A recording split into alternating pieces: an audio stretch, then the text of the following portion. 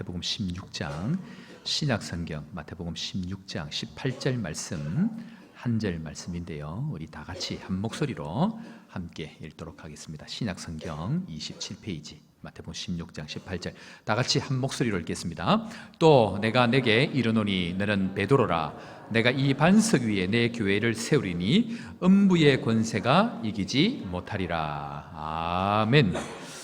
하나님 감사하게 우리 교회가 지금까지 기초적인 은혜들을 잘 세우고 또 이번에 이제 특별히 증축할 수 있는 은혜를 주셔서 지금 잘 진행이 되고 있고 마무리하는 가운데 있습니다. 그런데 특별히 우리 하나님께서 우리 교회에 이제 주신 말씀이 내 교회를 세우리라라는 말씀을 주셔서 오늘 벌써 14번째까지 이렇게 이어지고 있는데 특별히 오늘 우리 강사로 오신 권현익 선교사님은 프랑스에 계시고 특별히 총신대학원을 나오셔서 GMS 그러니까 합동세계선교위원회 GMS 선교사로 프랑스 선교사로 26년 동안 사역을 하셨습니다. 그러니까 굉장히 오래 사역을 하시고 또 선교사님은 일체 후원을 받지 아니하시고 자비량으로 지금까지 해오셨습니다. 왜냐하면 나라가 나라인지라 후원을 잘 안 하는 거예요.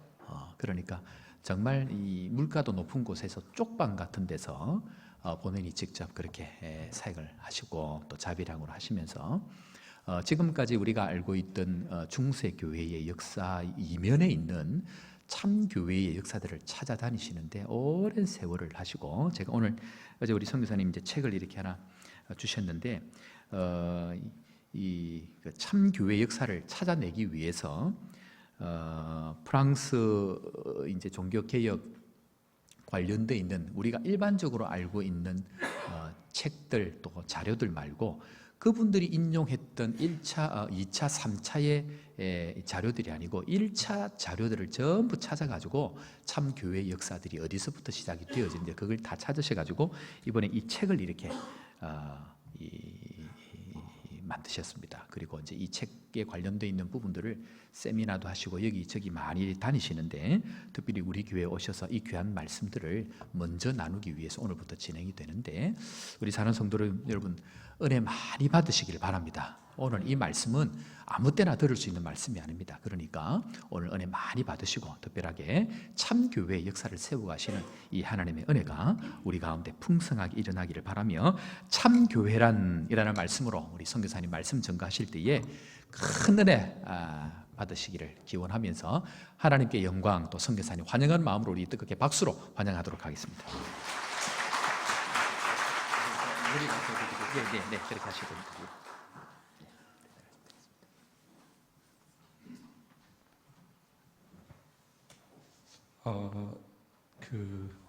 제가 그림들도 많이 보고 하셔야 되는데 자유롭게 하셔도 됩니다.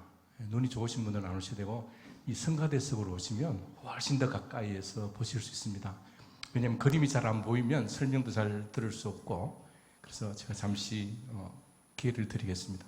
성가대 쪽으로 오시는 게 도움이 될 것 같습니다.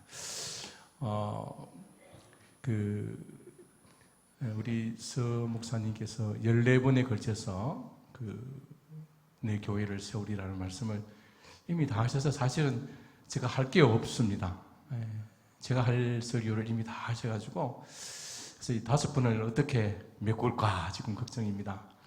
그러나 또 하나님께서 새로운 은혜를 주실 것을 소망하고 5번에 걸쳐서 그 시간을 갖고자 합니다. 오늘 본문에 보시면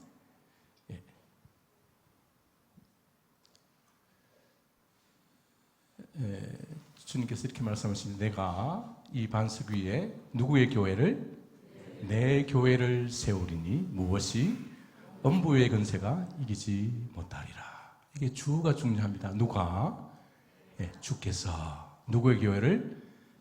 내 교회를 세우리니. 사실 우리가 이미 익숙해진 용어들 가운데서 좀 사실은 바꾸어서 우리가 불러야 될 필요가 있습니다. 우리가 가끔 이런 말을 합니다. 교회를 개척했습니다. 이런 말을 하죠. 근데 엄밀하게 말하면 그건 틀린 말입니다. 얼마나 무서운 말인지 모릅니다. 교회를 아까 누가 세우신다고요? 하나님께서 주께서 교회를 세우시는 거예요. 어떻게 목사가 교회를 세우겠어요? 어떻게 교인들이 정성을 모아서 땅을 세우고 이렇게 틀을 닦고 건물을 짓는다고 해서 교회를 세울 수 있는 건 아닙니다. 근데 물론 우리가 그 개척이라는 의미는 시작한다는 그런 의미지만은 하나님이 하시는 영역에 있는 표현들은 우리가 가급적 하나님의 것을 우리가 가져오는 그런 일들은 없으면 참 좋겠다 하는 생각합니다. 교회는 누가 세우신다? 하나님이 살아계신, 하나님이 세워가신, 주님이 세워가시는 것이죠. 근데 내 교회라 그러니까 이게 우리 보고 하는 이야기인 줄 알고 우리가 막 이렇게 교회를 세우면서 개척하고 개척했다 그러고 그리고 내가 개척했다라는 말을 참 많이 하세요. 내가 얼마나 어렵게 교회를 개척했는데 그리고 또 나중에 나이가 들고 그러면 뭡니까? 이게 내 교회인데 라는 생각을 갖게 되고 이 교회를 다른 모르는 사람에게 넘겨준다는 게 또 너무 아까워서 자식들에게도 넘겨주고 하는 그 이유가 뭐냐면 이 교회라는 개념을 우리가 잘 못 이해하거나 아니면 정확한 이해가 없기 때문에 그런 생각을 갖는 거죠. 이 땅에 우리의 교회는 없습니다. 우리가 세울 수 있는 교회는 없습니다. 그죠? 주님만이 세우신 주님만의 교회만 있을 뿐입니다. 제가 원래 이 책을 쓰려고 쓴 게 아닙니다. 저는 원래 책을 한 10년 내내 걸쳐서 16세기의 종교개혁의 신앙을 오늘날 어떤 경로를 통해서 한국 땅에 들어오고 오늘날 이 개신교회가 세워졌는지를 연구하는 그런 책을 썼습니다. 책을 탈고를 했는데 한 1500페이지쯤 되는 그런 책을, 이 책이 한 2배 반쯤 되는 그런 책을 탈고를 다 했는데 이 그 책 출판하기로 했던 책의 첫 장이 뭐냐면 그러면 16세기의 개혁교회의 신앙은 어떤 경로를 통해서 전달되어졌는가 하는 한 30페이지쯤 되는 그런 글을 썼는데 이 30페이지가 통 이렇게 성이 차지 않았습니다. 그래서 한 1년 정도 더 공부해서 그 30페이지짜리를 이제 이번에 한 600페이지로 이렇게 만들었는데 저는 이런 책이 나올 거라고 생각도 못했습니다. 정말 주의 은혜였고 여러분 왜 우리 퍼즐 맞추지 않습니까? 머스 퍼즐 그죠? 보통 퍼즐을 한 1000개쯤 퍼즐 맞추면 굉장히 힘들잖아요. 근데 제가 책을 처음 시작할 때 한 10,000개의 퍼즐이 있는데 한 번도 밑그림을 본 적이 없는 근데 그 10,000개를 맞춰 나갔는데 참 많이 좌절하기도 하고 그럴 때마다 오늘 이 본문의 말씀이 제게 큰 힘을 주었습니다. 내가 이 반석 위에 내 교회를 세우리니 무엇이 엄부의 건세가 뭐하지 못하리라 결코 이기지 못하리라. 저는 사실 이 말씀 하나 믿고 이 책을 썼습니다. 분명히 엄부의 건세도 이기지 못하는 그런 교회가 반드시 존재했을 것이다. 왜냐하면 그것은 주의 말씀이기 때문이다. 그래서 정말 참 그 수많은 그 힘듦 속에서도 이 말씀을 붙들고 결국 이 책에 나왔는데 왜 그 엄부의 건수가 교회를 이기지 못할까요? 그 이유가 뭘까요? 그것은 마태복음 16장 16절에 해답이 있습니다. 주는 그리스도시요 살아계신 하나님의 아들이십니다라고 봅니다. 왜 음부의 권세가 교회를 이기지 못하냐면 그 교회의 머리는 그리스도이기 때문입니다. 우리가 부르는 그 그리스도라는 이름이 얼마나 강한 힘을 갖고 있는지는 18절의 말씀 음부의 권세도 이기지 못합니다. 그리고 또 그리스도인 동시에 그분 또 어떤 분이라고요? 살아계신 하나님입니다. 제가 오늘 굉장히 큰 비밀을 한 가지 좀 여러분들에게 소개합니다. 공짜로 소개하는데 여러분 하나님이 뭐 하시다고요? 살아계셔요. 근데 하나님이 어떻게 살아계십니까? 라고 물으면 잘 모르시더라고요.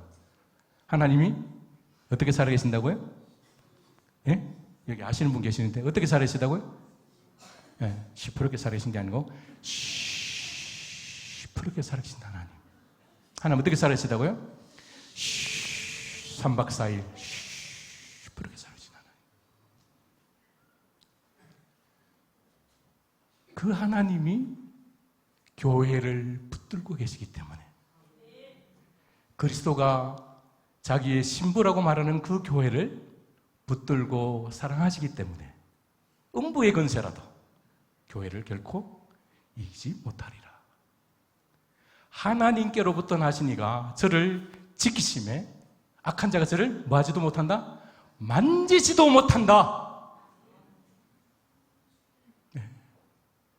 우리가 얼마나 위대한 존재들이냐 하면, 우리가 얼마나 소중한 존재이냐 하면, 사탄의 권세가 우리를 결코 만지지도 못하는 그런 영광스러운 이런 위험한 이 험이 아니고 위험한 이 엄한 이름을 우리에게 주셨습니다. 그것이 그리스도인인 거예요.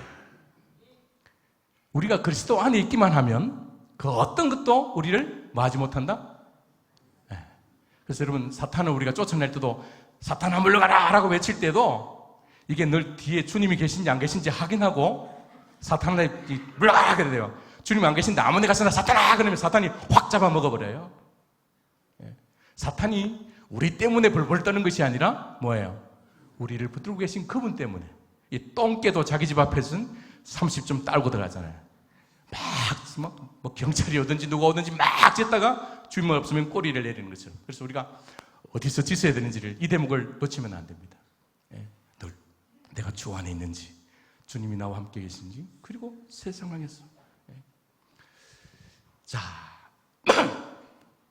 그래서 우리가 교회의 일원입니다. 이제 주님이 나중에 그 혼인잔치를 하시잖아요. 천상에서. 누구와 혼인잔치를 하시냐면 교회와 혼인잔치를 하셔요.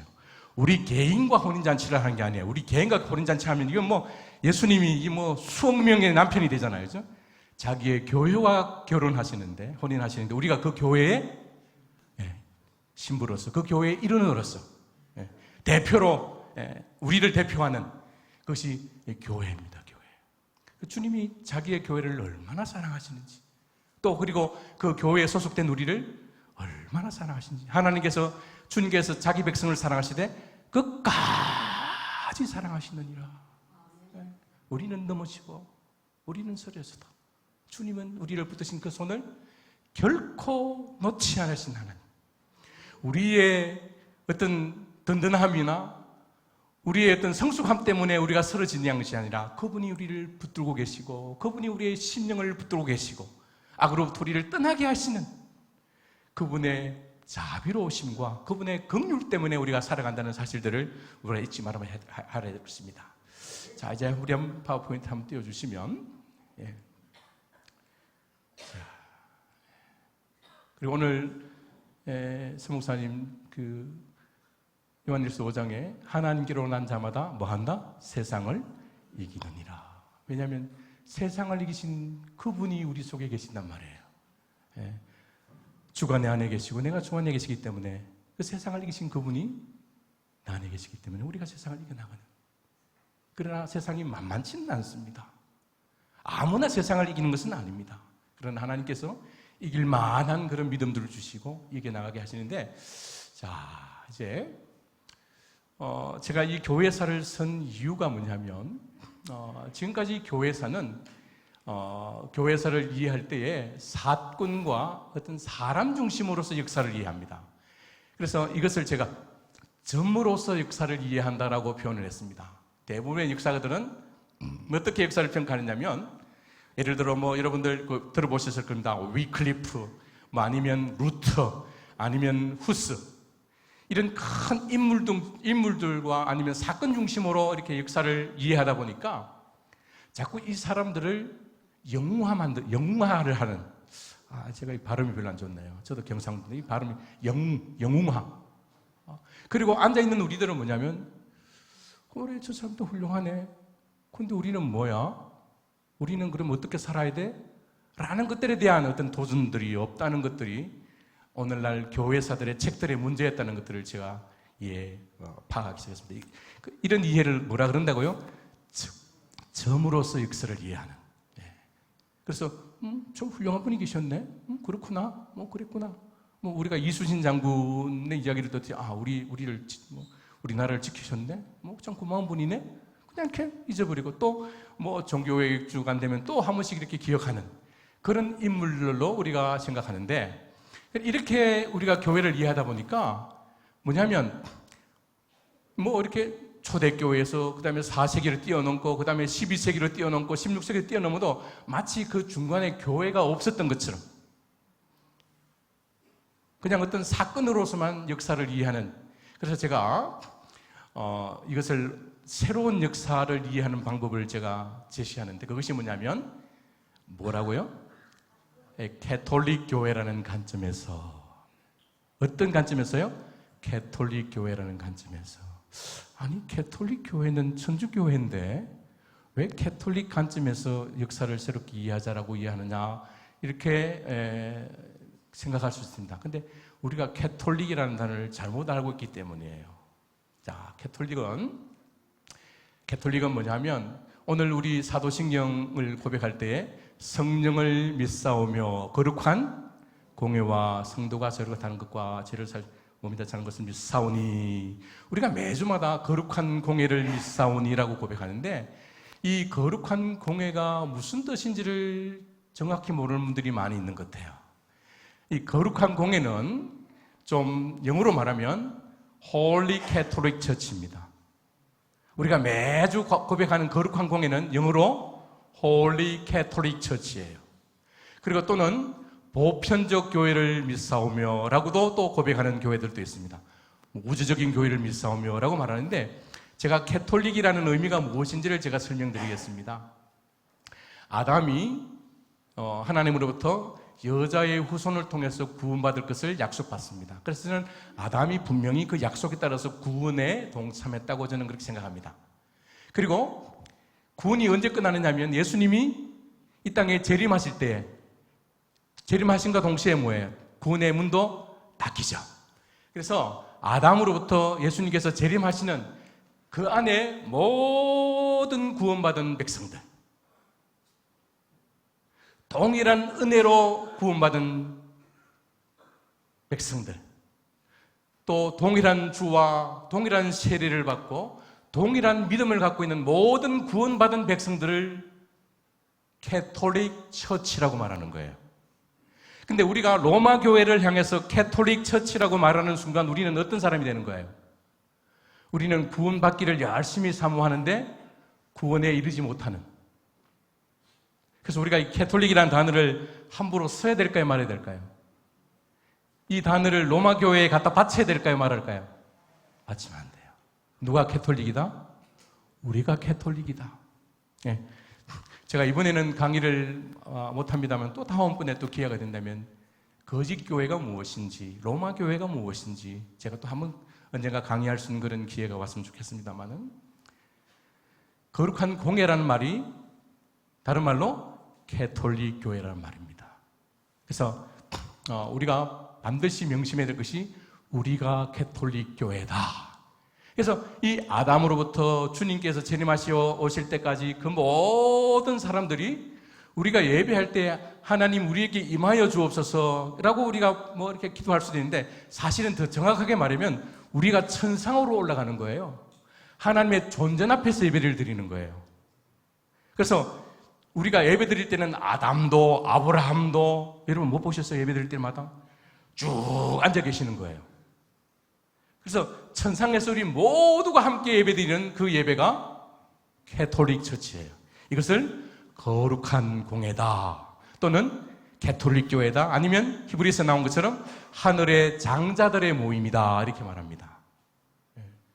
그래서 여기 제일 가까운 교회가 어떤 교회죠? 여호와 증인 말고 왕국 말고 그 사람들은 만날 기회가 잘 없습니다. 하나님께서 특별하게 그 가운데 부르지 않으신다면은. 제일 가까운 교회가 어떤 교회겠습니까? 예?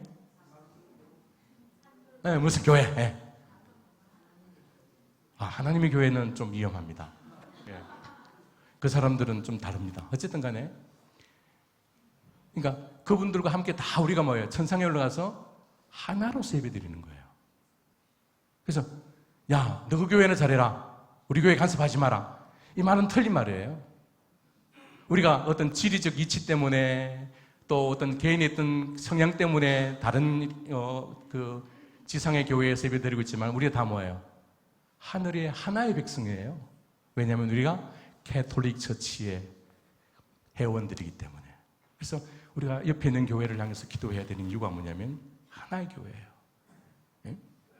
아까 그 목사님이 분란 이야기 하셨는데 제가 그 대학 다닐 때 제가 좀 열심히 특이해서 제가 순복음교회 서울에 가서 금요일마다 예배를 드리는데 한 번은 이렇게 목사님들이 나오셔서 간증하는 시간들이 있었습니다. 간증하는 시간이 있었는데 어떤 목사님이 이제 나와서 간증을 하는데 자기가 교회를 이렇게 처음 이렇게 시작되어진 교회를 시작하는데 옆에 교회가 너무 잘 되는 거예요. 그래서 40일 금식을 하고 내려왔더니 그 교회가 불이 났대요. 그래서 할렐루야 이러시더라고요. 자기 몸의 한 부분이 잘려나가는데 할렐루야가 나올 수 있는 그게 뭐냐면 캐톨릭 처치라는 이 개념이었기 때문에 그런 거예요. 옆에 교회가 잘 되도록 기도해야 되는 거예요. 왜? 하나님께서 또 그 교회를 통해서 영광 받으시고 그 교회를 통해서 구원하시는 그런 백성들이 있기 때문에 우리가 캐톨릭 처치라는 이 단어를 알고 있으면 우리가 하나의 몸으로서 하나님 앞에 나가서 예배드린다는 이 개념을 우리가 놓치지 않게 됩니다. 그런데 문제는 뭐냐면 오늘날 여러분들이 우리 목사님들 특별히 신학교에서 배웠던 대부분의 그 교회사에 따르면 이 사도시대 한 400년까지는 교회를 이야기하다가 갑자기 16세기로 껑충 뛰어버립니다. 그래서 그 중간에 뭐가 있냐면 공백이 생기는 거예요. 자, 다시 한번 합니다.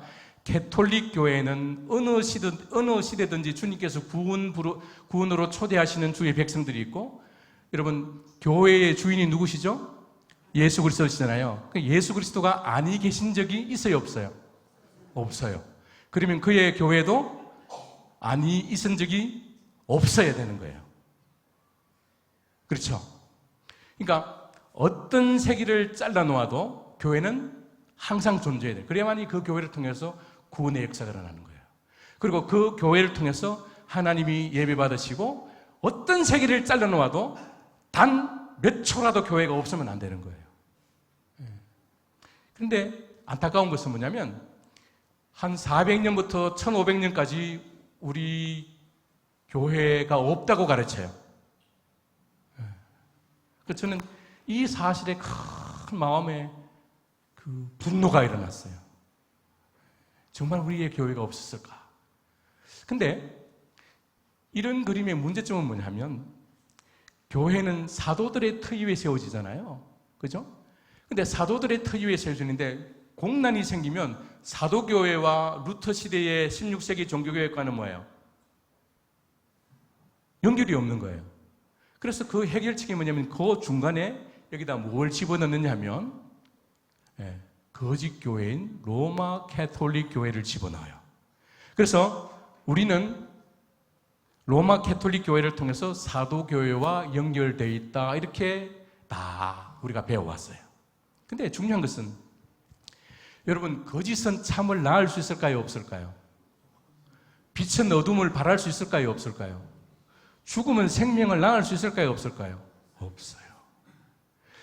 제가 이 부분에 대해서 아니 어떻게 거짓 교회가 참 교회를 낳을 수 있지? 거짓은 거짓을 낳을 뿐이에요. 그래서 여러분 정말 이 책은 그 세계 최초로 나온 책입니다. 잘 안 믿으시죠? 이거 세계 최초로 나온 책입니다. 이 책은 어떤 책을 봐도 이런 관점으로 교회사를 친 책은 없습니다. 어떤 신학 교수를 불러 해도 이런 관점으로 쓴 책이 없어요. 근데 하나님께서 저를 26년, 7년 동안에 프랑스 땅에 살게 하시고 제가 한 14, 15년 동안에 이 교회 역사를 찾아다니는데 교회들이 있었더라고요, 거기에. 그래서 저기 있는 검은 부분들을 이제 걷어내는 거예요. 검은 부분을 걷어냈더니 저기에 우리 눈에는 흰 공란처럼 보이는데 저게 공란이 아니었더라는 거죠. 이걸 보이지 않는 교회, 우리 그 신학교에서 좀 용어가 바뀌어야 되는데 보이는 교회와 보이지 않는 교회 이렇게 그 한국말로 번역되는데 번역이 좀 잘못되었어요. 인비지블 처치라는 것은 뭐냐면 하나님만이 아시는 교회예요. 사람은 잘 몰라요. 우리가 옆에 앉은 분이 구원받았는지 안 받았는지 우리는 잘 몰라요. 그죠? 또 저기 아까 뭐 왕국 가운데도 있고 하나님 교회도 있는데 그 가운데도 하나님께서 택하신 백성이 있을 수도 있어요. 근데 우리 눈에는 안 보여요. 근데 하나님만이 아시는 교인, 하나님이 아시는 그런 교회가 있단 말이에요. 그래서 저 공란처럼 보이는데 저기를 이제 저 같은 사람들이 연구하기 시작했는데 없었던 것이 아니라 하나님만이 아시는 인비지블 처치가 있었는데 저 색깔이 무슨 색깔입니까? 네? 멀리 계셔서 그래요. 저 주황색이 아니고 빨간색입니다. 흰색이 위에 있어서 그럽니다. 제가 왜 빨간색을 썼을까요? 피의 색깔이에요. 그 참교회는 어떤 교회냐면 피 흘린 순교한 교회들하는 이야기예요. 왜? 거짓 교회가 그 교회를 핍박하고 죽이고 불태우고 얼마나 잔인하게 죽인지 모릅니다. 이제 내일 새벽과 그 다음 새벽 나오시면 제가 보여드리겠습니다. 없었던 것이 아니라 뭐라고요? 순교당했기 때문에 그냥 역사 속에 존재하지 않은 것처럼 사라진 것처럼 그렇게 생각되어졌는데 그 피의 기록들이 남아있다는 것들을 하나님께서 이제 드러내 보이기 시작하신 거예요. 그래서 오늘 우리가 받은 이 복음은 그죠? 그냥 이렇게 가다가 이렇게 우연하게 뭐 하늘에서 감 떨어진 것이 아니라 얼마나 많은 순교자들이 순교하고 피 흘리고 자기들의 어떤 장래나 자기들의 모든 것들을 다 포기하고 복음 전거한 그 결과로 우리에게 주어진 거예요. 얼마나 감사한지 몰라요. 그냥 우리 어머니가 막 길 가다가 그냥 툭 놓은 게 아니라 그죠? 10달 동안에 배 아파하고 힘들어하고 피를 토하고 뭐 그죠? 피를 쏟아내고 우리를 출생시킨 것처럼 하나님의 교회가 단 한 번도 피 흘림이 없었던 그런 적이 없었다는 사실들을 알면서 우리의 선조들이 얼마나 귀한지 그리고 내가 갖고 있는 우리가 듣고 있는 이 복음이 얼마나 소중한 것인지를 알게 하셨던 것입니다. 그래서 보이지 않았을 뿐이지 교회는 존재했고 그 교회는 순교의 교회였다. 그래서 이제 제가 여기에 한 200권 정도의 뒤에 그 참고 문헌을 찍어놨어요. 그래서 누군가는 제가 첫 번째 징검다리 돌을 이렇게 갖다 얹어놨어요. 그래서 누군가는 제 돌을 또 밟고 또 다음 돌을 놓고 해서 저는 그냥 이렇게 덤성덤성 역사를 추적했지만은 앞으로 또 더 많은 역사가들이 남아서 이 교회의 그 역사들을 다시 한 번 더 일으키는 그래서 우리의 뿌리를 찾아 나가는 그죠? 우리가 족보책도 굉장히 소중하게 우리가 막 다루잖아요. 그죠? 근데 우리의 신앙의 그 족보를 찾아 나간다는 것이 얼마나 은혜가 되는지. 근데 사실은 지금 제가 교회사를 갖고 사실 부흥회를 하잖아요. 이게 참 신기한 일이에요. 근데 이 교회사가 여러분 들으시면요. 마음에 감동이 있을 수밖에 없는 것이 뭐냐면 그 교회에서는 하나님의 일하심의 기록이에요. 그래서는 간 데마다 부흥회를 해요. 부흥회. 부흥회가 따로 있나요? 뭐 하나님 증거하면 되는 거죠. 뭐 그것도 뭐야? 시퍼렇게 살아계신 그 하나님. 그 하나님이 어떻게 우리를 지키시고 눈동자같이 지키시고 주무시도 졸지도 않으시고 그의 교회를 붙들고 계시고 그것이 뭐냐면 우리를 그렇게 붙들고 계신다는 거예요. 우리를 그렇게 책임지신다는 거예요.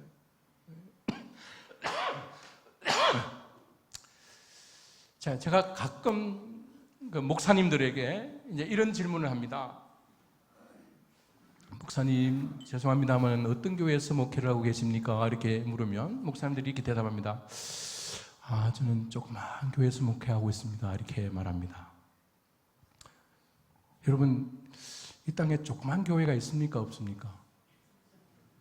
여러분은 어느 정도의 교회입니까? 여러분, 조그만 교회입니까? 여러분 교회는, 그죠? 언젠가부터 숫자가 많으면 큰 교회라 그러고 또 사람들이 적으면 작은 교회라 그럽니다. 근데 여러분, 성경 어디를 봐도 인원수를 갖고 큰 교회, 작은 교회로 구분한 적이 주님이 없으셔요. 두세 사람이 내 이름으로 모인 곳에 내가 그 가운데 함께 계시리라고 했으면 그 교회는 주님의 교회예요. 만유보다 크신 주님이 그 교회의 주인이시면 그 교회는 작다 크다라고 우리가 이야기할 수가 없어요. 세상에는 많이 모이면 그것이 진리의 기준이 되고 많은 사람들이 모이면 성공의 기준이 될 수 있을지 모르지만은 주님은 절대로 사람의 숫자를 보고 우리를 평가하지 않았습니다. 그날에 많은 사람들이 나더러 주여 주여 내가 주의 이름으로 귀신을 쫓아오고 내가 주의 이름으로 권능을 베풀고, 근데 주님께서 그날에 내가 분명히 말하는데 내가 너희를 뭐한다? 도무지 알지 못하리라. 여러분, 많은 숫자에 끼어 있다고 우리가 안심해서 안 되는 거예요. 넓은 길로 가는 사람들은 많은 사람들은 넓은 길로 가는 거죠.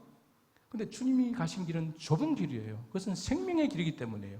그래서 항상 이 교회들이 우리가 말하는 대형 교회를 통해서 하나님이 일하시지 않으셨어요. 그래서 우리 서대경 목사님이 지금까지 내 교회를 세우리라 라고 말씀하셨는데 성경에 보면 두 가지 교회밖에 없습니다. 어떤 교회였을까요? 참교회와 거짓교회뿐이에요. 그래서 우리의 사명은 큰 교회를 세우는 게 목적이 아니에요. 우리의 교회의 사명은 뭐예요? 참교회를 세우는 거예요. 그래야만이 뭐예요? 이 교회에 무엇이 있는 거예요? 구원이 있고 주의 임재하심이 있고 우리가 주님의 신부가 될 수 있는 거예요. 그래서 우리는 뭐예요? 참교회가 되어야 돼요. 참교회. 네. 우리 오늘 목사님께서 믿음이 적은 자요라고 말씀하셨는데 사실 믿음이라는 것은 내가 갖는 게 아니에요. 우리 그 호산나 교회에서 저한테 성교관 201호를 맡겨주셨잖아요. 그 안에 보니까 뭐 감도 들어있고 근데 물은 없더라. 물은 없어가지고 어제 좀 했는데 근데 제가 그 안에 소중 갖고 튀어버리면 어떡하라고 그 201호를 저한테 맡겨요. 그건 뭐예요? 믿음이에요. 서로 안에. 근데 서목사님이 저를 믿는 믿음도 크기도 하지만은 사실은 뭐냐면 믿음은 내가 갖는 게 아니에요. 믿음은 누가 주는 거예요? 상대방이 내한테 믿음을 주는 거예요. 그래서 믿음을 주시옵소서라고 기도하기보다는 그죠? 믿음은 하나님의 선물이라 그러잖아요. 그래서 우리가 매 순간 어려운 순간마다 그때마다 나와 함께 하시고 그 문제를 해결하시고 그 일들을 통해서는 성숙시켜 나가시는. 그래서 나중에는 어지간한 문제 앞에서도 우리는 뭐예요? 또 하나님이 무슨 대책을 갖고 계시겠지. 저 양반이 쓸데없이 이런 일을 풀어놓는 분은 아니시야 하고 하나님에 대한 신뢰를 갖게 되잖아요. 그럼 누가 믿음을 주시는 거예요? 하나님이 우리에게 믿음을 갖게 하시는 거예요. 그래서 믿음은 하나님의 선물이에요. 근데 그 믿음이 큰 믿음이 있고 작은 믿음이 있으면 하나님이 불공평하잖아요. 그렇잖아요?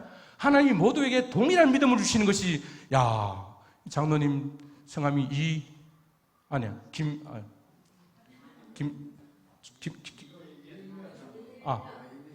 이일미 장로님 아닙니까? 죄송합니다. 예. 장로님 성함이 뭐시죠? 예. 백장로님. 잊어버렸어. 갑자기. 예. 그러니까 뭐 장로님이라고 더 큰 믿음 주고 뭐 초신자라고 작은 믿음 준 거 아니야? 믿음은 뭐예요? 동일한 믿음을 우리에게 주셨어요. 근데 그것이 겨자씨 같은 작아 보이지만 그 안에 뭐냐면 온전한 생명을 갖고 있는 거예요. 우리 눈에는 겨자씨는 보이지만 사실은 그 안에 뭐예요? 겨자나무에 이 나무가 큰 나무가 되어서 생명체가 되고 그 안에 새들이 앉을 수 있는 그 큰 생명을 갖고 있는 거예요. 그래서 믿음은 작은 믿음, 큰 믿음이 없어요. 그죠? 근데 왜 주님이 믿음이 적은 자예요라고 말한 것은 그것은 뭐냐면 아까 반응이라고 그러셨어요. 우리가 적용 면에서는 우리가 믿음으로서는 산을 옮기는데 실제적으로 어떤 문제를 당하면 아이고 뭐 이게 되겠어?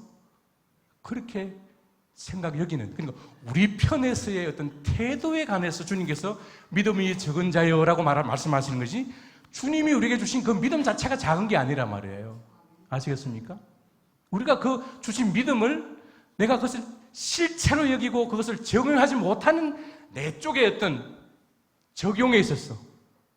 그것을 그냥 믿음이라고 표현하지만은 사실은 다른 거예요. 아시겠습니까? 하나님께 주신 믿음은 동일한 믿음이에요. 그죠? 근데 그것을 갖고 어떤 사람이 어떻게 적용하느냐. 그거에 따라서 표현을 믿음이 적은 자요라고 이야기하지만은 믿음은 동일한 거죠. 그래서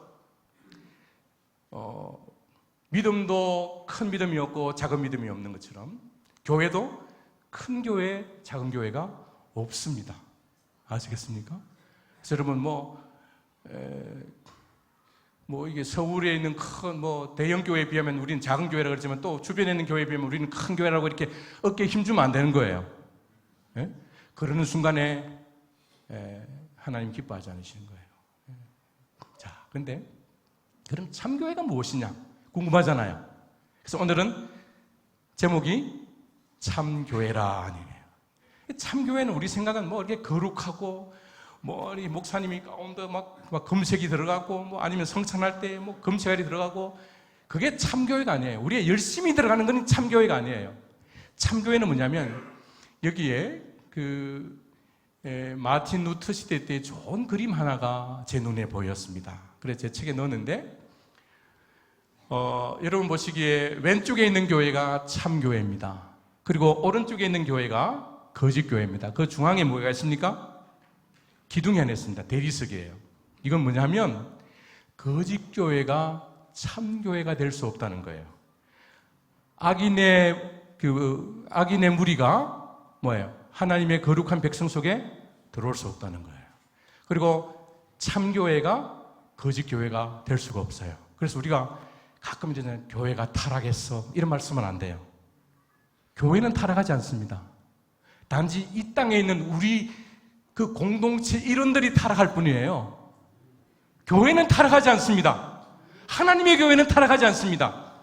진리의 주님 대신 그 주님이 시퍼렇게 그 교회를 지고 계시기 때문에 그래서 우리가 말들을 표현할 때 교회 타락했어. 교회가 죽었어. 이 말은 하나님이 죽어서라는 말과 같은 거예요. 그래서 우리의 표현들을 이제 우리가 정화시켜 나가기로 그냥 교회의 구성원들이 타락할 뿐이에요.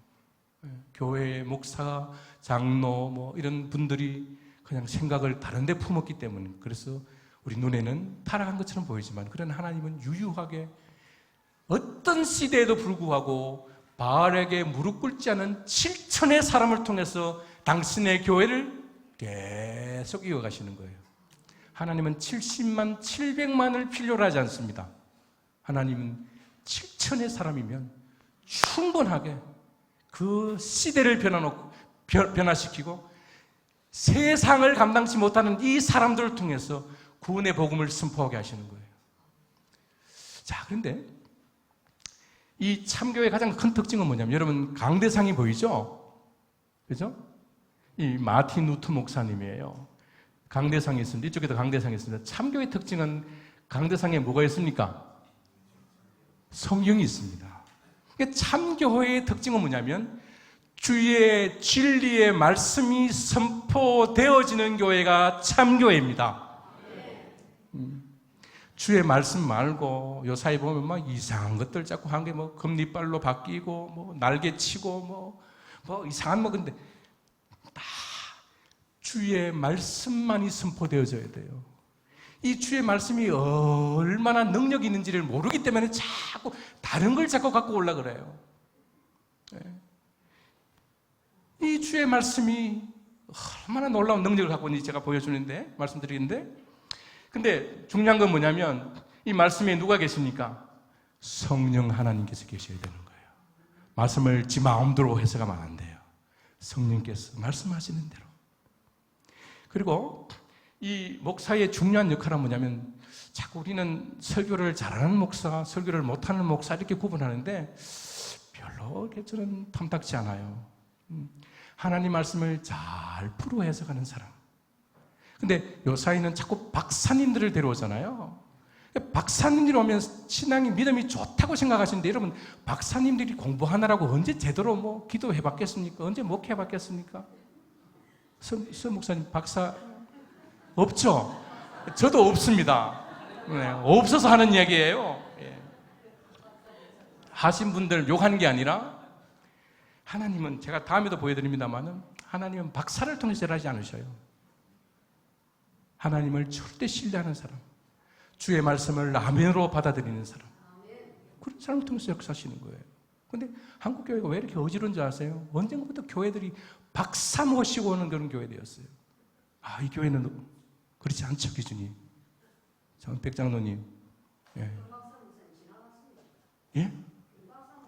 아, 지난번 박사 목사님 참 훌륭하신 분이에요. 박사라고 다 나쁜 게 아닙니다. 훌륭하신 분도 계십니다.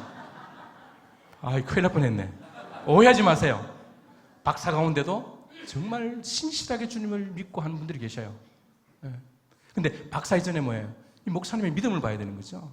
예. 그런 이야기지, 박사하면 다 엉터리다 이야기 아닙니다. 예. 예. 절대로 아닙니다. 근데 왜 그 이야기를 하냐면, 이 개혁교회의 특징은 뭐냐면, 독일 사람들이잖아요. 그 사람들이 이해할 수 있는 언어로 설교를 하는 거예요. 근데 이 사람들은 성경도 없고 뒤에 여기 누가 딱 써가 있냐면 사탄이 딱 지배하고 있는 거예요. 말씀이 사라지면 사탄이 지배합니다. 우리가 이 땅을 살아갈 수 있는 비결이 뭐냐면 주의 말씀이 내 삶을 통치해야만이 사탄이 물러가는 것이지. 내가 말씀을 멀리하고 하나님을 멀리하면 뭐예요? 사탄이 우리를 지배하게 되어 있어요. 그 어떤 누구라도 이 사탄의 공격으로부터 이겨낼 수 있는 사람은 아무도 없어요. 자, 말씀이 없고, 그리고 이 사람들은 설교를 라틴어로 해요. 그러니까 이 당시에 라틴어를 알아듣는 사람들이 수도사 뭐 몇 명, 또 신부들 가운데 똑똑한 사람 몇 명들 외에는 라틴어를 할 줄도 모르고 들을 줄도 몰라요. 그러니까 이 사람들이 보세요. 뭐 웅숭웅숭 하는 거예요. 그냥 뭐 예배는 드리고 설교는 하는데 웅숭웅숭하고, 이 사람은 뭐냐면 카드 예배 마치고 가서 고스톱 해야 되는데 뭐 그런 생각하고 있고 카드를 떨어뜨리고 있고 이러는 거예요. 근데 이게 보세요. 하나님 말씀이 정확하게 해석되어지자 사람들이 다 주의 말씀에 집중하고 질서가 있잖아요. 그래서 목사의 역할은 뭐냐면 똑똑할 필요가 없어요. 하나님 말씀을 정확하게 이야기하면 되는 거예요. 하나님 말씀을 정확히 전달하는 거예요. 그 설교의 내용이 뭐냐면 어린 양 예수 그리스도가 우리의 중보자가 되시고, 그리고 그 예수 그리스도를 통해서 하나님이 우리를 받아주신다. 사실 이게 복음이에요. 근데 이쪽은 보면 예수 그리스도가 아닌 인간 중보자들. 그래서 우리가 중보라는 단어를 조금씩 가급적이면 사용을 안 하는 게 좋을 것 같아요. 왜냐하면 이 중보는 예수 그리스도만이 하시는 거예요. 제가 아까도 말씀드렸죠. 하나님이 하시는 일들을 우리가 가급적이면 안 가져왔으면 좋겠어요. 그래서 이쪽은 뭐냐면 인간 중보자가, 그래서 하나님이 진노하시는 거예요.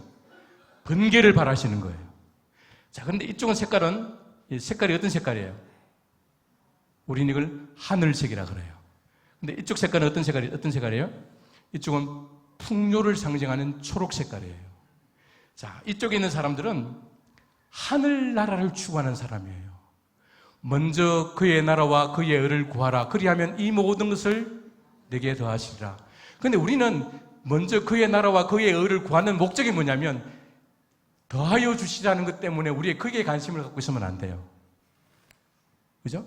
더하여 주시는 걸 통해서 계속해서 하나님의 나라와 의를 구하는, 그죠? 근데 마치 우리가 구하는 궁극적인 목적이 먹고 마시고 입고 하는 그들에 있는 것처럼, 그죠? 거기에 가 있으면 안 되죠. 우리가 그의 나라와 그의 의를 구했기 때문에, 그래서 하나님께 주신 것이 있다 할지라도 이것들을 어떻게 사용해야 된다? 그의 나라와 그의 의에 합당한 것들로 우리가 사용되어져야 되는 거죠. 근데 이쪽에 있는 사람들은 복 받기 위해서 교회에 나오는 사람들이 있어요. 물론 우리가 어릴 적에는, 신앙이 어릴 적에는 잘 몰라서 그럴 수 있습니다. 여러분, 에베소서 1장 3절에 보면 이런 말씀이 있습니다. 하늘에 속한 신령한 모든 복을 우리에게 주셨다라고 말씀합니다. 어디에 속한? 하늘에 속한 얼마 정도의 복을? 모든 복을 누구에게? 우리에게 주셨느니라 라고 말합니다. 왜냐하면 복의 근원 되시는 예수 그리스도를 우리가 모시고 있습니다. 이 세상의 모든 것들의 모든 것 되신 그 주님을 우리가 모시고 있으면 우리는 뭐예요? 모든 것을 다 가지고 있는 사람들이에요. 근데 우리는 종종 예수 믿는 이유가 뭐냐면 예수님이 갖고 계시는 부와 권위와 건세와 어떤 그 세상 것들을 자꾸 이렇게 아이들이 아빠가 출장을 갔다 오면 아빠 자체가 기뻐야 되는데 아빠가 뭘 들고 왔나 이렇게 바라보는, 어릴 적엔 그럴 수 있죠. 우리가 신랑 신부를 자기 아내와 남편으로 이렇게 받아들이는데 그 사람 자체를 봐야 되는데 이 사람 뭐 갖고 있나 생각하고 있으면 그 사람이 망하거나 건강을 잃어버리면 사람 버리잖아요. 그러니까 우리는 뭐예요?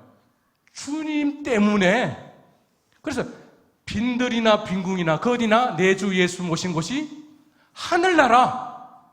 우리가 이 찬송을 하면서도 불구하고 주님이 우리를 조금만 오늘 목사님 설교 가운데 강야로 우리를 끌고 가셔도 하나님이 살아계시면 어떻게 이런 일들을 내게 어찌 이렇게 할 수 있습니까? 우리가 원망하는 거죠. 그래서 하나님 때때로 우리를 정말 네가 나를 사랑하는지 아니면 내가 갖고 있는 것을 사랑하신지를 확인하기 위해서 우리를 뭐예요?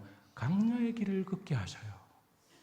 정말 내 남편이, 내 아내가 정말 내 사랑하는지 안 사랑하는지 보는 가장 좋은, 내가 병들고 힘들어 있을 때에 뭐 다른 사람은 한두 번 왔다가 인사하고 가지만은 뭐예요? 끝까지 내 옆에서 당신이 건강해진다면 나는 그것만으로도 당신을 사랑할 수 있어요.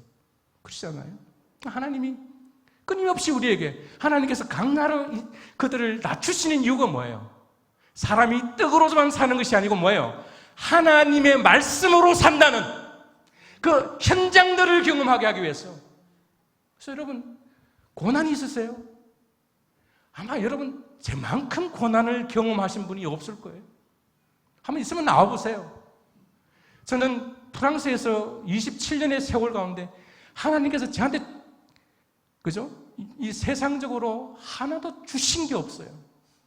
다 거두어 가셨어요.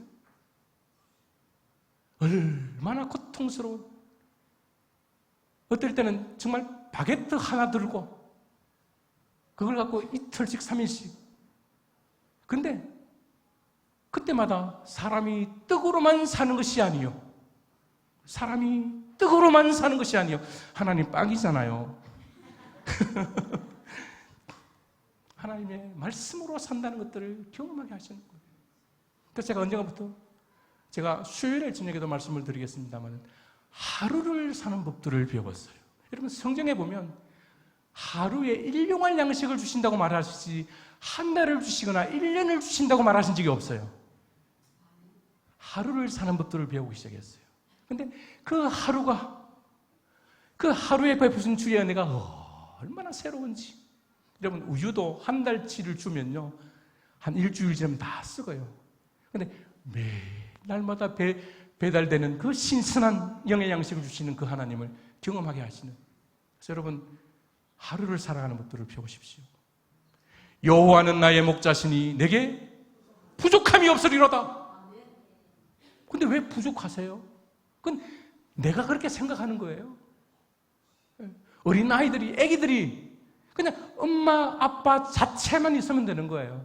근데 애들이 크기 시작하면, 여러분 뭐 금방 태어나거나 한 살, 2살 된 애가 우리 아빠 재산이 얼마지, 우리 엄마 타고 다닌 차가 뭐지, 그런 것 가지고 엄마를 좋아하지 않잖아요.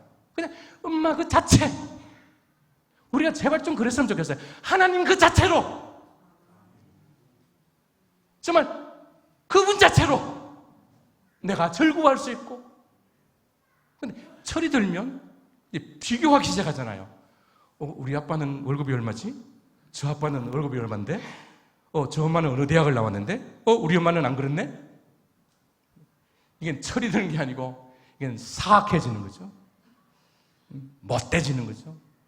우리도 점점 그렇게 되어져 갑니다.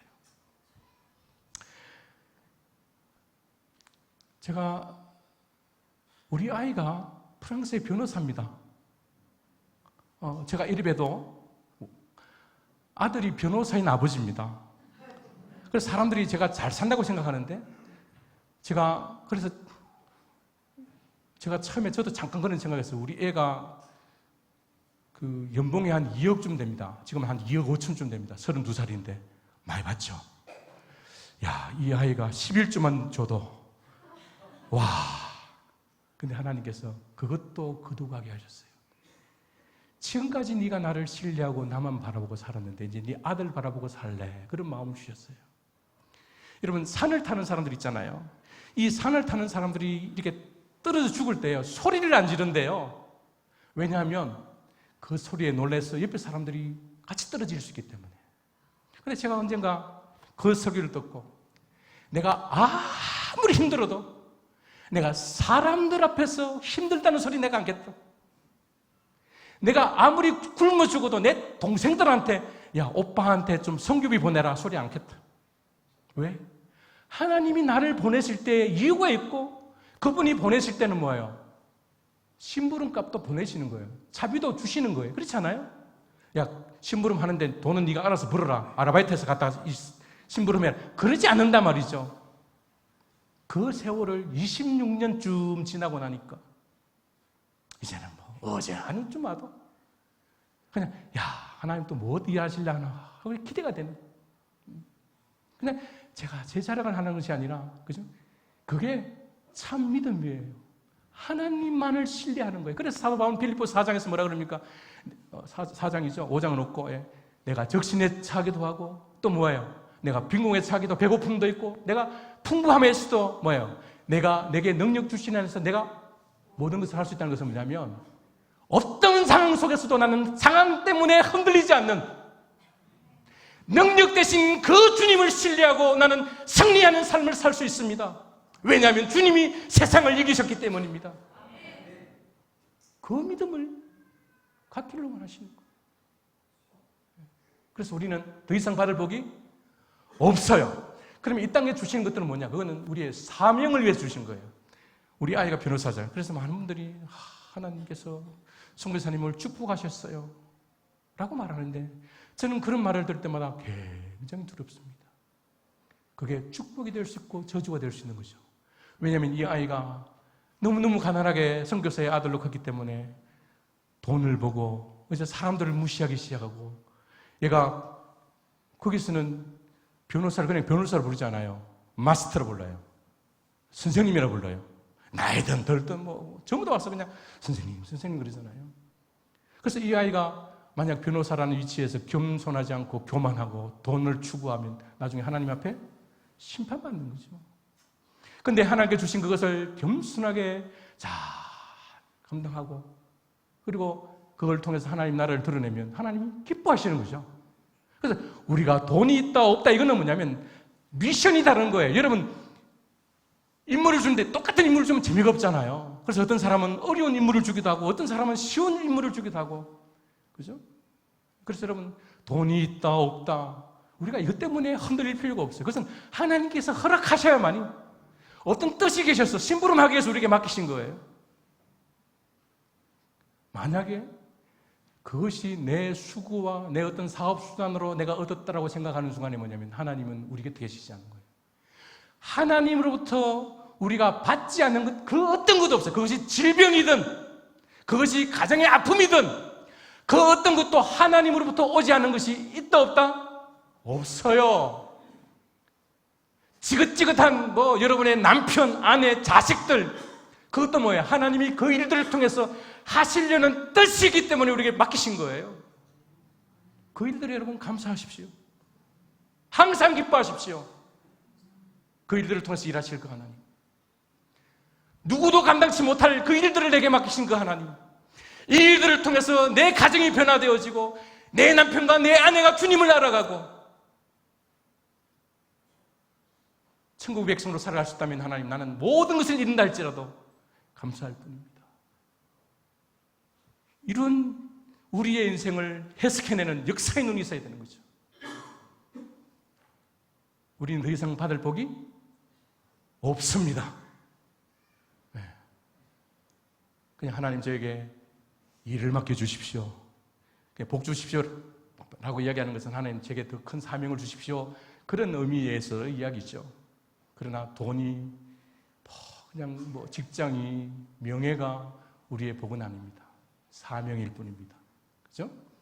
자, 그런데 참교회의 가장 큰 특징은 뭐냐면, 여기 보면 생명이 태어나요. 뭐가 태어나요? 유아 세례를 주는 거죠. 여러분, 우리 교회가 참교회인지 아닌지를 파악할 수 있는 게 뭐냐면, 최근에 우리 교회에 주님을 알고 영생의 기쁨을 누리고 새로 태어난 사람이 있는지 없는지를 살펴보시면 돼요. 근데 우리 한국 교회가 불임 시대가 되어버렸어요. 그 교회에 10년, 20년 돼도 주님을 만났다는 사람들이 없고 단지 옆에 있는 교인들이 왔다 갔다 이사할 뿐이에요. 새로 태어난 사람들이 별로 없어요. 제가 지난번에 작년 6월에 제가 여기 왔을 때 우리 형서한 집사님, 아까 여기 계셨는데, 그 옆에 우리 박보서 집사님, 저분들하고 우리 제가 얘기를 나누고, 그리고 제가 계속해서 저분들을 생각해서 기도했어요. 그래서 제가 제일 먼저 와서 물은 게 이거예요. 저분은 맨날 형이에요. 그때는 집사도 아닐 때 형이고, 집사가 돼도 형 집사고, 나중에 장로 돼도 형 장로고, 저는 맨날 아우고, 어쨌든 간에, 저분 가정에 하나님께서 찾아오셨잖아요. 모르세요? 하나님이 때로는 강제적으로 찾아오셔요. 제가 그때 했던 그대로 이야기 그대로예요. 이런 일들이 오늘도 보니까 각 가정마다 남편들이 예수를 믿기 시작한다 하잖아요. 왜냐하면 말씀은 생명이잖아요. 생명이 우리 몸속에 들어가면 여러분 임신해 보셨잖아요. 몸매가 달라지잖아요. 세상의 관점에서 보면 그렇게 못생길 수가 없잖아요. 막 입은 튀어나오고 배는 나오고. 근데 가장 아름다운 미모가 무슨 미모예요? 생명을 갖고 있는 어머니의 그 몸매가 가장 아름다운 몸매예요. 여러분들이 복음이 들어가면, 말씀이 들어가면 우리의 생각이 바뀌어지고, 옛날에는 원수같이 보여졌던 남편이 불쌍히 여겨지는 거죠. 아이고, 저 지옥 갈 거죠. 어떡하지? 그리고 그를 사랑하게 되고, 그를 위해서 기도하고, 그러니까 가정이 회복되어져. 이런 일들이 안 일어나는 게 비정상이에요. 복음이 들어가면 뭐예요? 반드시 그 가정에 생명의 역사가 일어나는 것이, 구원의 역사가 일어나는 것이 말씀의 능력이에요. 그런 일들이 없다면 여러분 기도하셔야 돼요. 내가 병들었다. 하나님, 이 복음의 역사가 내 가정에도 내 삶에도 일어나게 하시고. 그래서 보는 사람들이 너 정말 예수 믿고 바뀌어졌네? 예수님께서 아버지께서 나를 이 땅에 보내신 것처럼 나도 너희를 세상에 보내시니라 그랬잖아요. 예수님이 이 땅에 오셔서 하신 게 뭐냐면 하나님을 아무리 설명해도 알아듣지를 못하는 거야. 천국을 아무리 설명해도 알아듣지를 못하는 거야. 그래서 예수님이 로고스로 오셨잖아요. 말씀으로 오셨다는 거예요. 설명용으로 오셨다는 거예요. 보여주는 것으로 오셨다는 거예요. 예수님이 그렇게 오셨던 것처럼 예수님이 우리를 다시 뭐예요? 우리의 가정 속에, 우리의 국가 속에 우리를 그렇게 보내시는 거예요. 그렇죠? 우리가 부활을 어떻게 설명하겠어요? 영생을 어떻게 설명하겠어요? 근데 우리의 삶으로 보여주는 거죠. 야, 정말 저 사람은 우리가 모르는 또 다른 세계를 살아가는 사람들이다. 제가 이 순교사를 연구하는데 이 순교자들이요, 새벽기도 나오시면 제가 보여드릴게요. 그날을 위해서 좀 아껴두겠습니다. 제가 좀 더워서. 장로님도 경사하십시오.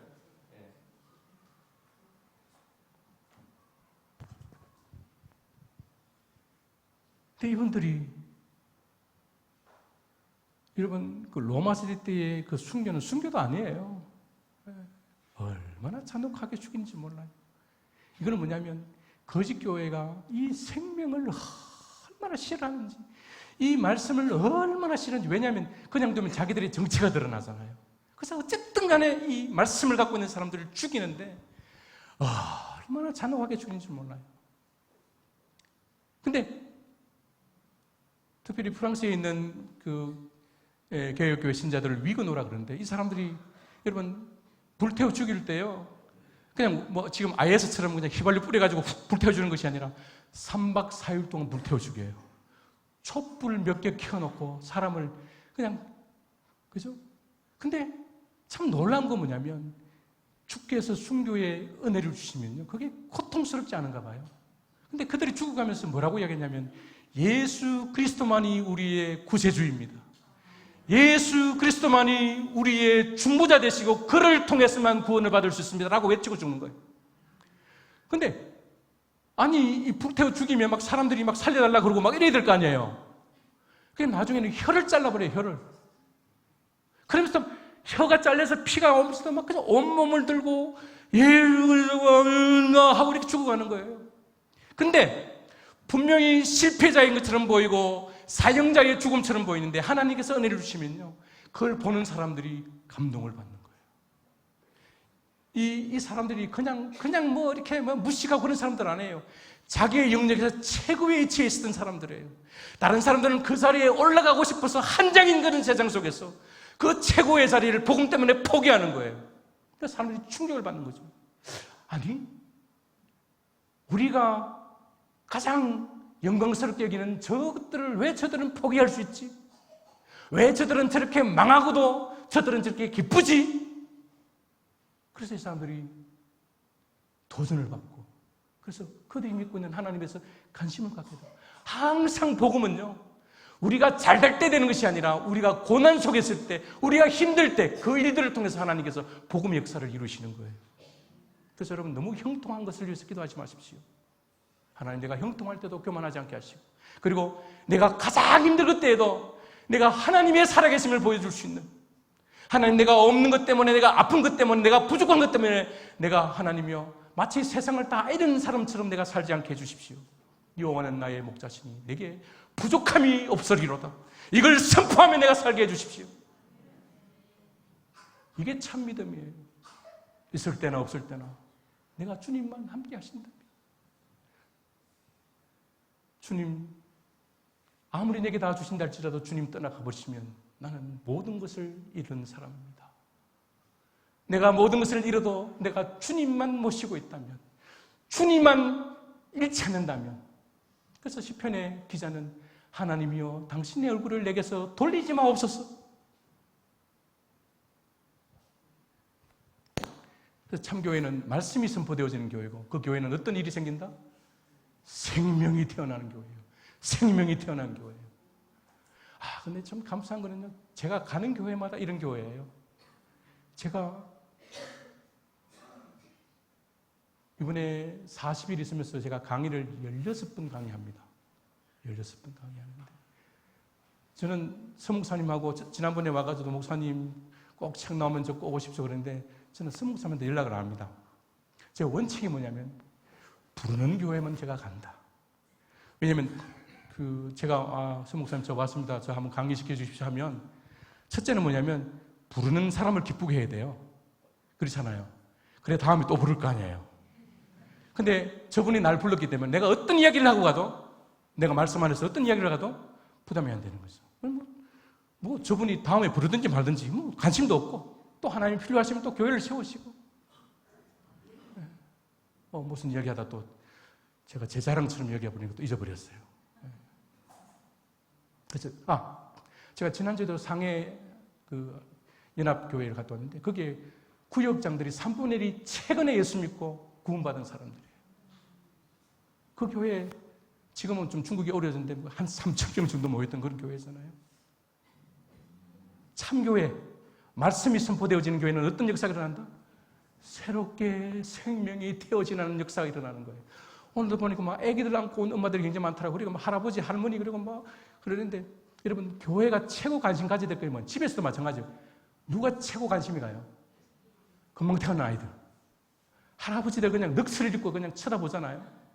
아휴, 좀 우리 자식들 그렇게 살아냈으면 참 좋았는데 왜 그때는 철이 없었고 손자만 그렇게 귀여운지, 그죠? 하여튼 그 교회가 뭐냐면 새로운 생명이 태어날 때마다 그 일로 감격하는 거죠. 교회는 영적 산부인과예요. 뭐라고요? 영적 산부인과. 하나님이 여러분들을 통해서 그런 영혼들이 출생되기를 위해서 여러분 기도하시는 거죠. 하나님 그래서 내 옆으로는 영적 뭐 이렇게 뭐 정손자도 있고 고손자도 있고 그냥 막 계속 그래서 또 나를 통해서 예수를 사랑하는 사람이 또 생명을 낳고 그냥 우리가 결혼시키는 이유도 그거잖아요. 가서 시집 가서 애 잘 놀라고. 근데 우리가 그리스도 신부인데 애를 못 낳아. 불임이야. 이 곤란하죠. 하나님 나를 통해서 수많은 영혼들이 출생되게 하여 주옵소서. 내가 이 일들을 위해서 어머니가 10달 동안 먹을 거 앉을 자리 다 골라서 한듯이 하나님 내가 그래서 거룩한 삶을 살 수 있도록 하나님 나를 통해서 생명들이 태어나는 일들을 경험하게 하옵소서. 하나님 부르신 이유가 그거예요. 참교의 역할이 다른 게 아니에요. 건물 짓는 게 아니에요. 뭐 가게 짓고 그게 아니에요.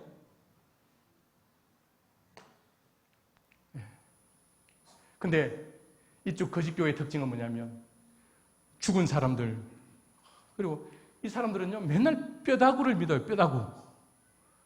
저는 감자탕을 좋아하긴 하는데 이 사람 뼈다구는 보면 섬찟섬찟해요. 저는 하여튼 유럽에서 종교교육과 관련되는 제가 다 뛰어갔어요. 그것도 나중에 간증 드릴게요. 안 가본 데가 없을 만큼 다 갔는데 가다 보면 또 로마 교회도 가게 돼요. 근데 이 사람들 가면 다 이게 머리뼈를 갖다 놓고 믿어요. 근데 세례요한 머리뼈가 유럽에 4개가 있습니다. 그래서 제가 세례요한은 사두개인이다.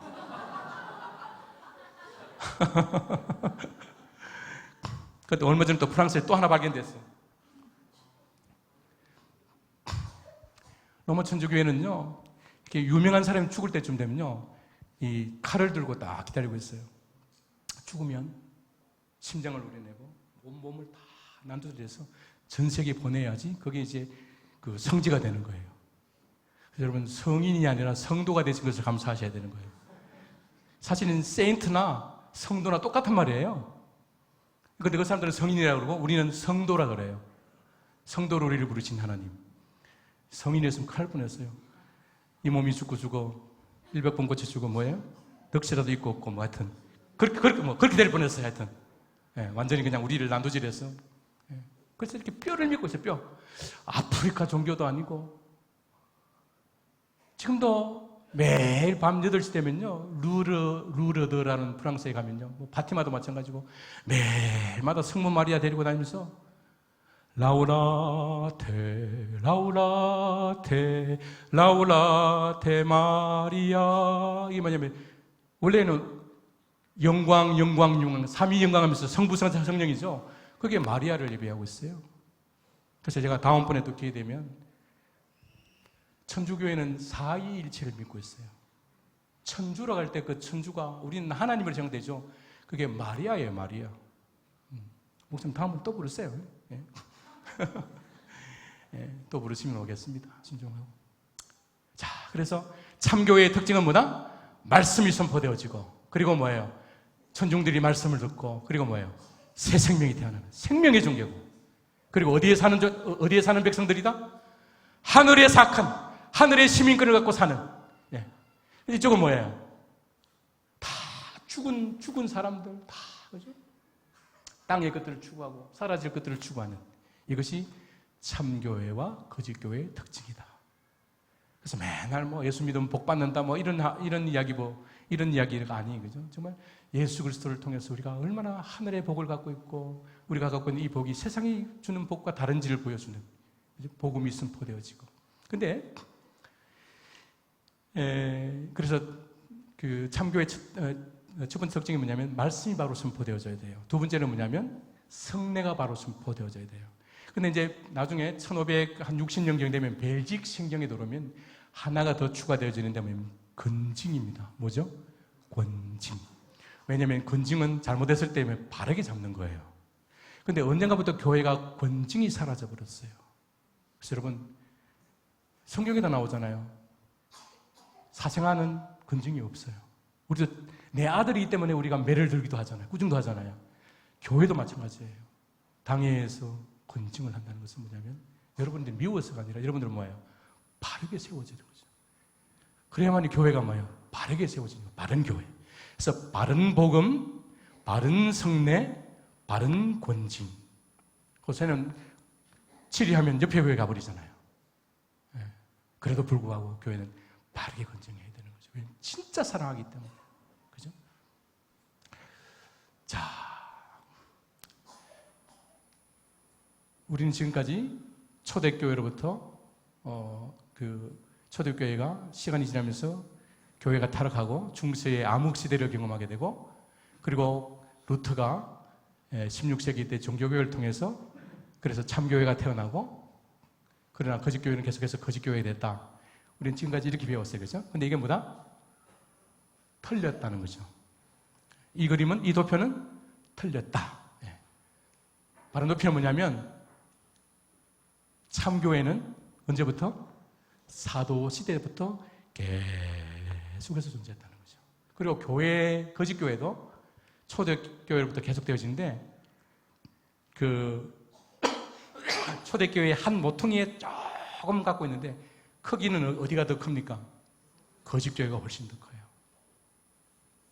근데 이 참교회는 사실은요, 그 초대교회의 그 크기와 똑같아야 돼. 근데 저걸 딱 붙여버리면 그림이 이상해서 제가 좀 약간 띄워놨는데, 그래서 참교회는 뭐냐면 사도들의 터 위에 세워진 그 가르침을 해요. 계속 이어오는 거예요. 그래서 사도시대 때 안 한 거 새로 갖고 오면 그거는 거짓교회가 될 가능성이 많습니다.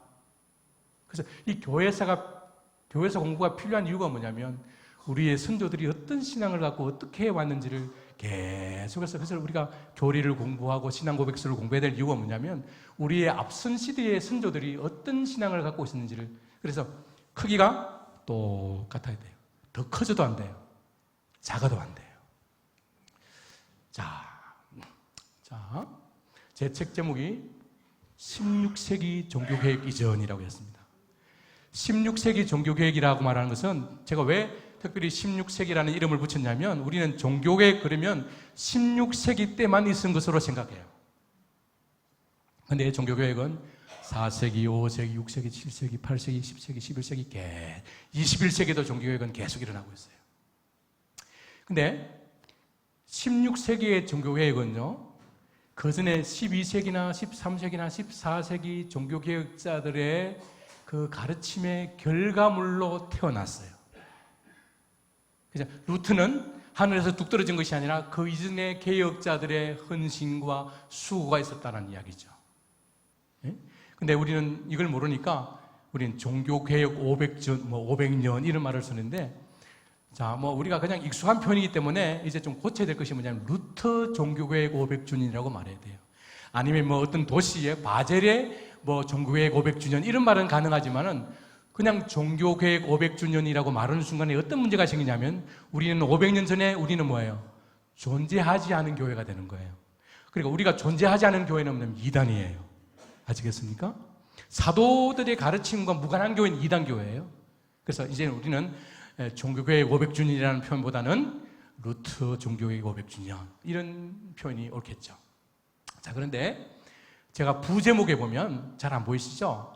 루터 이전의 개신교회는 어디에 있었는가라는 질문에 답변함. 이게 뭐냐면 16세기에 들어와가지고 로마 천주교회가 개신교회를 향해서, 야, 너희들이 참교회인 것을 증명하는데, 그럼 루터 이전에는 어떤 교회가 있었고 어떤 목사가 있었는지를 좀 이야기해 봐라, 이렇게 질문한 적이 있어요. 그게 바로 이 책이에요. 이게 1637년에 프랑스에 가면 몽펠리에라는 조그마한 동네에 다비드 웨스타슈라는 목사님이 이 책을 썼는데, 이 밑에 부르가 그 책 제목이고, 제가 한글로 번역했는데 뭐죠? 같이 볼까요? 로마 교회가 우리에게 루터 이전에 당신들의 교회는 어디 있었으며 어떤 목사들이 있었는가라는 질문에 대한 답변. 그러니까 언젠가부터 우리는 종교개혁 100주년, 200주년, 300주년, 500주년 그 몇 주년이라는 그 말에 그 어떤 의미를 두다 보니까 자꾸 루터 이후만 자꾸 생각하기 시작했어요. 근데 17세기 때는 뭐예요? 루터 이전의 교회들을 생각했더라는 거죠. 그래서 이 목사님이 우리 교회들이 어떤 교회들이 있었고 어떤 목사가 있었는지를 답변하는 책인데, 안타까운 것은 뭐냐면 저 책의 상태가 별로 좋지 않아요. 그리고 저것은 1637년도 나오기 때문에 저 책을 읽어낼 수 있는 사람은 거의 프랑스에 몇 명 없어요. 그리고 저도 저 책을 저 책 한 번역하려면 한 30년쯤 걸릴 것 같은데 저는 번역할 수가 없어요. 그런데 이 책의 가장 중요한 것은 이거예요. 자, 한번 봅시다. 발도인과 누구요? 알빈의 신앙의 본질과 관련된 교리는 오늘 우리가 가진 것과 뭐예요? 분명한 일치를 보여준다 그래요. 굉장히 중요한 말입니다. 예, 우리의 선조들이 있었다는 거예요. 그들이 누구라고요? 발도인과 알빈인데, 근데 이분들은 어디에 그 시대를 기원을 두고 있다? 사도 시대에 그 기원을 두고 있다, 이렇게 이야기해요. 이게 중요한 말입니다. 우리의 신앙의 선조인 누구와 누구? 발도인과 알빈들은 그들의 신앙과 우리가 똑같고, 그리고 그들의 기원이 사도 시대에 있기 때문에 우리의 교회는 뭐예요? 사도적 전통을 갖고 있습니다라는 이야기예요. 근데 이제 이게 심각한 문제가 하나 있습니다. 잠깐만요. 죄송합니다. 제가 이게 신학교에서 강의하는 거 하고 4시간짜리 강의하는 거 하고 오늘처럼 뭐 1시간 반쯤 강의하는 거 하고 강의가 다 다르기 때문에 여기 보면 알비인이라고 나오죠. 그죠? 발도인과 알비인 그러는데 저 알비인은요, 여러분 우리 목사님들은 다 공부하셨는데 신학교에 가면 저분들을 다 이단이라고 이야기하고 있어요. 99.99%의 책들이 다 이분들을 이단이라고 말하고 있어요. 근데 이 다비드 웨스타슈라는 목사님은 알비인들을 사도의 신앙에 근거한 우리들의 믿음의 선배라고 이야기하고 있는 거예요. 그래서 지금 제 책이 나오면서 지금 이 우리 교회사 책들이 다 새로 써져야 돼요. 그 사람들이 이단이라고 했던 사람들을 제가 추적해 보니까 이단이 아니에요. 그냥 로마 교회가 이단이라 그랬는데 우리 개신교 역사학자들이 다 이단으로 받아들였어요. 근데 그분들은 신실한 우리의 믿음의 선조였다는 것들을 제가 이제 또 새벽마다 제가 말씀을 드리겠습니다. 근데